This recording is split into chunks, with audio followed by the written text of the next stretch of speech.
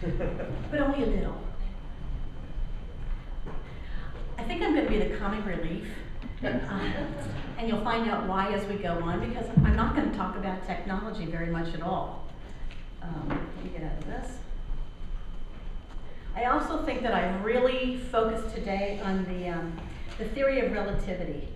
And what I mean by that is, I've been working in places like downtown Newark, New Jersey, Kansas City, Newark, okay. You know, I have to say that doesn't happen often.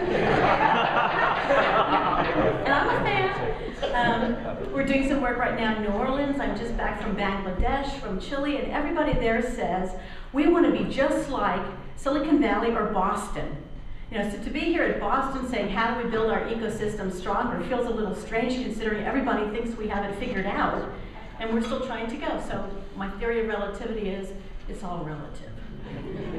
I know, it's an extension. So Dan, I also brought a picture of an ecosystem.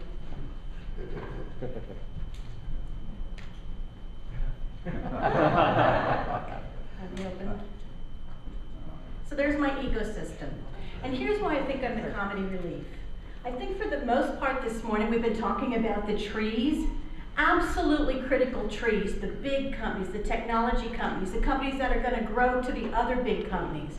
I want to talk about the ferns and the vines and the nuts and the grasses and all the other things it takes to have an entrepreneurial ecosystem. And how do we actually put that together? Because when you think about it, if you don't have the people who are going to, for the labs, bring in the special beakers, know how to do the specialized cleaning, put the hoods up, you know, sell big scientific thick glasses or things like that, you can't have the trees growing. You've got to have everything else going on at the same time too. And that's the part of the entrepreneurship ecosystem I'd like to talk about. I also think it's important that when we start talking about entrepreneurship ecosystem, what do we even mean by entrepreneurship? You know, if we're thinking about entrepreneurship only as the creation of a business, or even worse, only the creation of a small business, we're seriously missing the boat. And as my colleagues here have said, it is a different thing. It is a skill set and a mindset about creating value. And my own definition of entrepreneurship that I use is the ability to identify opportunities, organize resources, and provide the leadership to create something of value.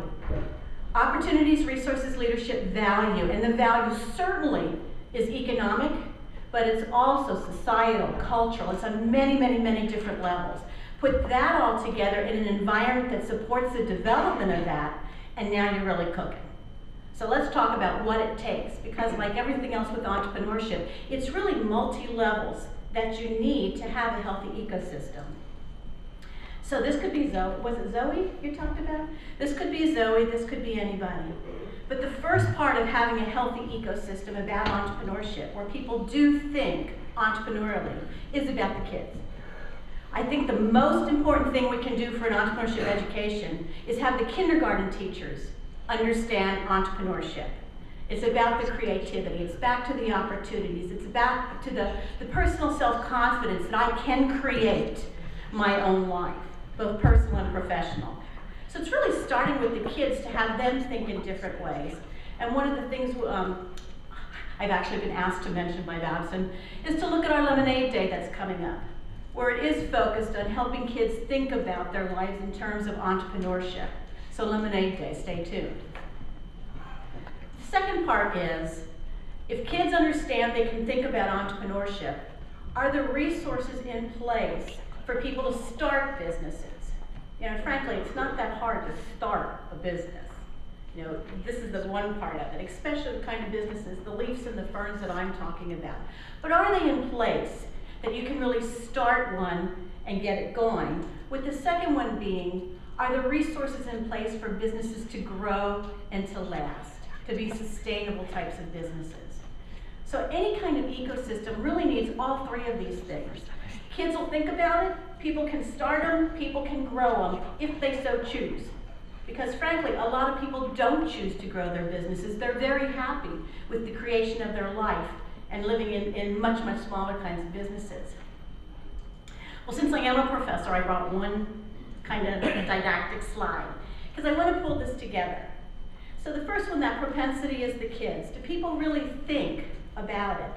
If not, if the red no, this is where every one of you come in.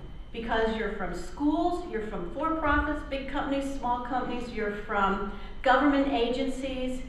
If people don't think about being entrepreneurial, then what are the programs and the policies that can help people think that way? And if I step back and talk about some of the work we do outside the country, culture is a huge one. You know, if your culture doesn't support businesses not working, failing, and then you can start a next one, it's very hard to be entrepreneurial if failure is not an accepted part of the culture. How do you learn? How do you experiment if you can't do that? If so, what programs, policies can you put into place in order to do that? So culture and behavior, being entrepreneurial, learning as you go. The startup piece of it. Are the resources, the policies, the programs, the procedures in place for startups? And this is where a lot of times we get very, very hung up on the money. And for the kinds of companies my colleagues are mostly talking about, you know, the money is absolutely critical. For a lot of other startups, it's not so much about the money. It is much more about technical assistance, helping me understand the next steps, what I have to do, being in the right networks, knowing how I can learn. You know, entrepreneurs always say, I'm so lonely. Nobody understands me. You know, there's 25 million of you in the United States. Why are you so lonely? You know, go outside and talk to your neighbor. Oh, and by the way, we happen to think the most important Kaufman study ever done was the one we did on the entrepreneur next door. So just that one. But that was about lots of different kinds of entrepreneurs. And then the last one, the success one, about business growth. How do we get people to think about growth differently? The Center for Women's Business Research just did a study that looked at, not a large number, about 100 women entrepreneurs, and asked them what they thought about growth. And for the most part, they thought growth was moving from, say, 4 to 7 employees, and they were very excited about that. We see the same exact thing in the Goldman Sachs 10,000 Small Business Initiative. In fact, specifically, Rosalie, a woman in New York, thought that when she started the program, growing to 7 employees was a huge step.